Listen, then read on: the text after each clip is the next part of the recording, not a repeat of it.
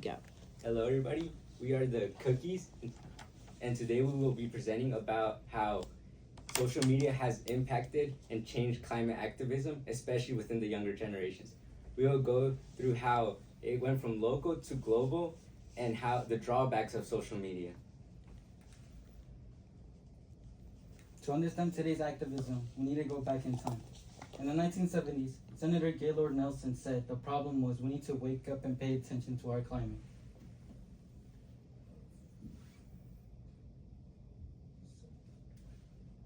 He was highlighting the idea that people need to address climate change more.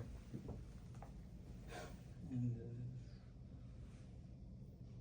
the important challenge the human species faces on the planet of climate change.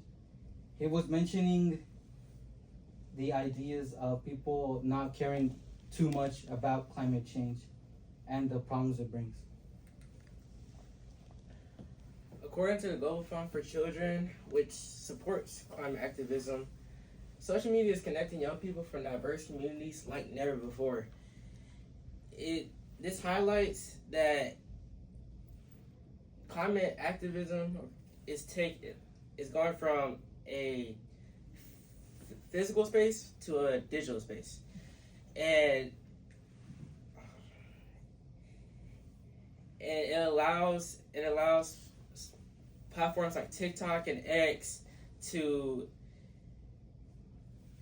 make climate activism more faster, more incisive, more globally united.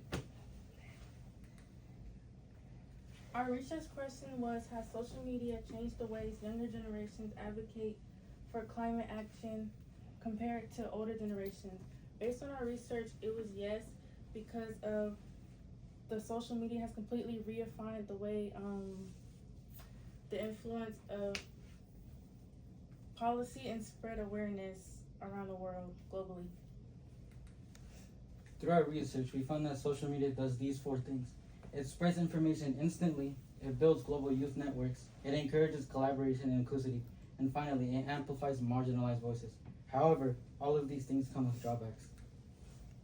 Here, the Pew Research Center, a well-trusted data organization, found that nearly 68% of Gen Z activists posted or shared about climate change online, which is way more than older generations. This shows that it's just not shallow. It has deeper intent and commitment behind it.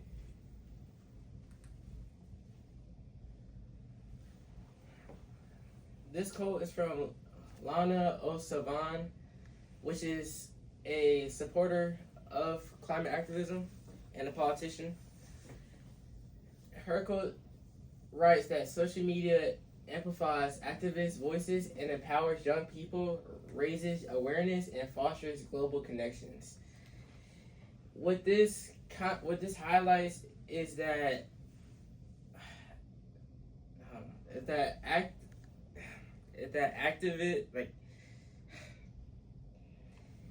what this highlights is that activism. What this highlights is that. Oh my God. That social media. That's. What this highlights is that social media.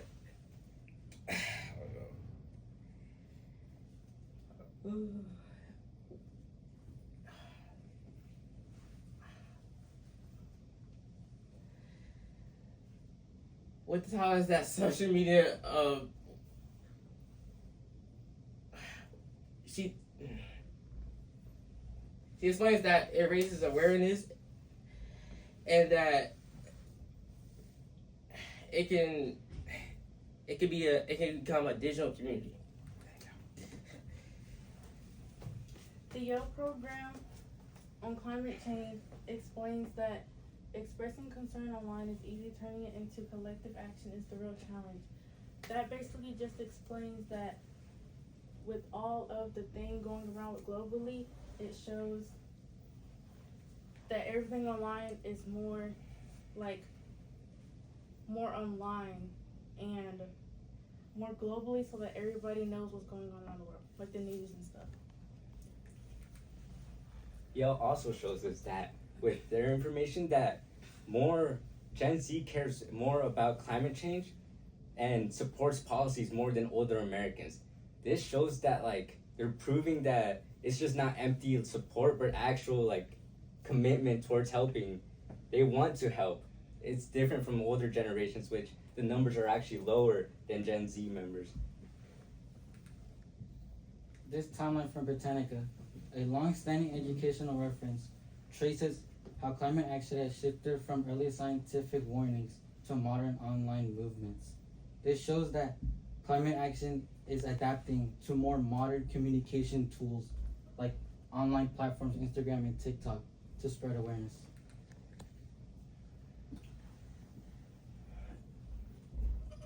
This quote is from a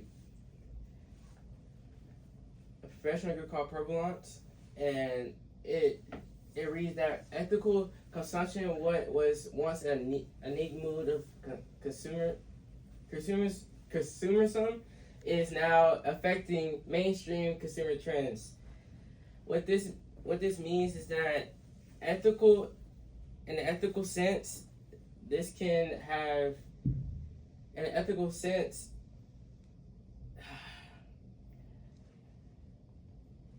it was once a thought, but now social media is making it a lasting memory. Mm-hmm. The U.S. Environmental Protection in the Bronx shows that human activities have more impact on greenhouse gases and have more of the influence and everything on it.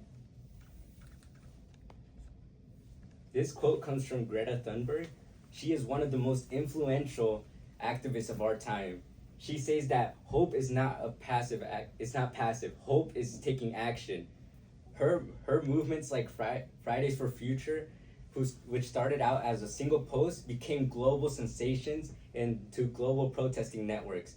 This shows that like you can start from small on social media and expand further, connecting and mobilizing communities around the world. And this shows that social media also amplifies like transparency and authenticity, because that dismisses whether climate activism divides or progresses in the fight for like climate change. The Yale program has found that 63% of Americans feel personally responsible for taking climate action. This is not something regular. Social media is actively changing the cultural values of people and what responsibilities they think they may have. Another quote by the Yale program on climate change community. Younger generations express greater worry about global warming and stronger support for climate action than older Americans. It says in the graph that millennials and Gen X, and Gen X is more worried about climate change than boomers or silent generations. Here are the solutions we came up with. We came up with digital literacy education. We also came up with cross-generational collaboration and platform accountability. Digital literacy uses the audience powers and empowers them to think about everything going around the world and to spread more information about global awareness to the people that can't see it.